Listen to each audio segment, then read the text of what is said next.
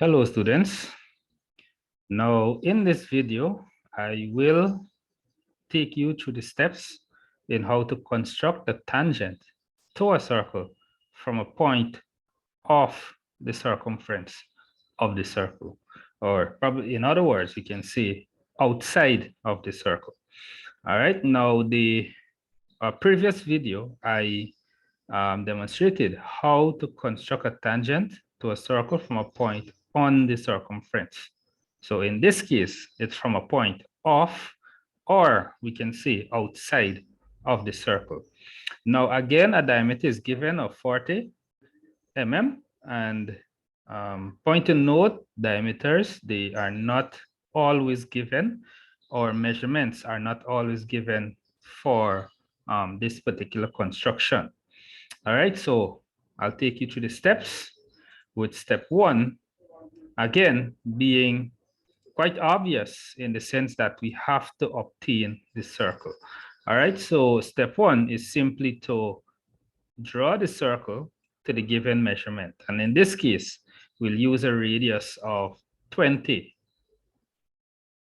seeing that the diameter is 40.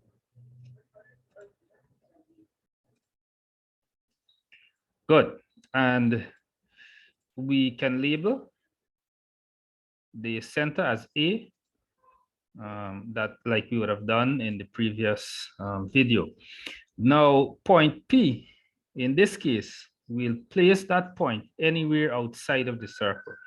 Now, there's some questions that might require you to place the point at a specific distance away from the center, right? Some questions might ask you to place the point 100 mm away from the center, or they might give you a nice fancy ratio in which you have to calculate that distance.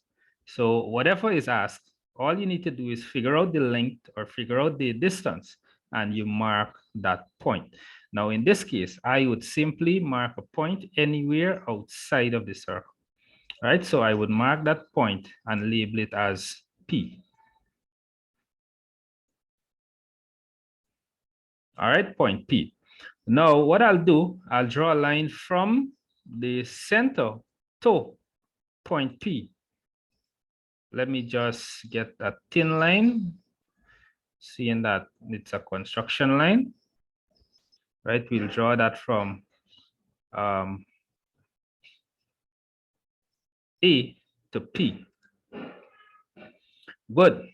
Now, after we finish obtaining that line, then we simply bisect that line.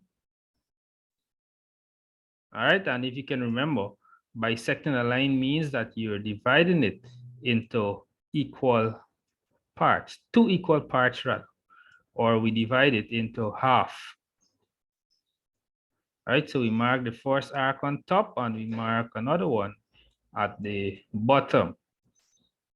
Now with the same distance, we switch around, we place the point now at P. All right, and we mark our point, sorry, we mark our arc above, intersect that one, and then we go to the bottom and we intersect this also. Right, let me just go back to this one and extend here a little bit.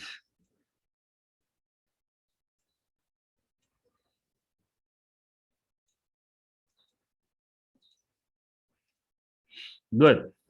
Now, through these intersections, I will draw a line. Now, you would be required to use a ruler to draw this line, but in this case, let me just demonstrate exactly what you're supposed to do.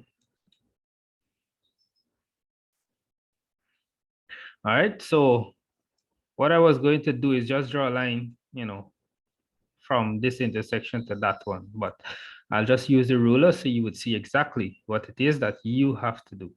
Now, what we did, we obtain a center, which is, we label as O. Now, from that center O, we will draw a semicircle, all all right, from that center O, we'll draw a semicircle from P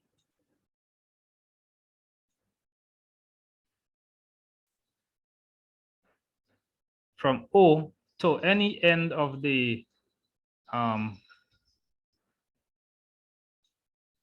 line. Let me just, I'm getting some issue here with the size.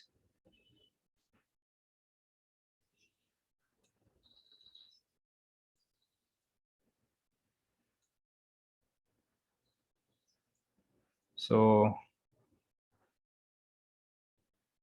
all right, that is not too accurate. Let me just redo that.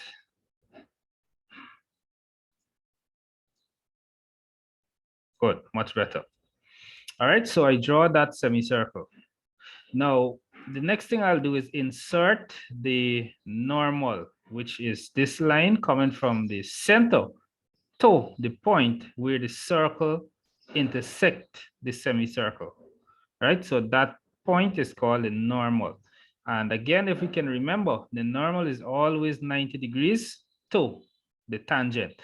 So the last thing we would need is now to obtain the tangent, which is drawn from P to the point where the semicircle and the circle intersect. We draw a line through that point, and that is known as the tangent. All right, that is known as the tangent. So again, just to re-emphasize that this tangent is always at a 90-degree angle to the normal. All right, so you need to remember that. Good, so basically that's it. That's how the construction is done. There are some cases where you would draw your circle and you would place point P on the left-hand side. And of course, the steps remain the same in obtaining that tangent, right? Whatever you do on this force construction, the steps remain the same for any other position that you place P. All right, so it's as simple as that. And I don't think I need to actually go through another example from a different position because it is the same in terms of what we did here.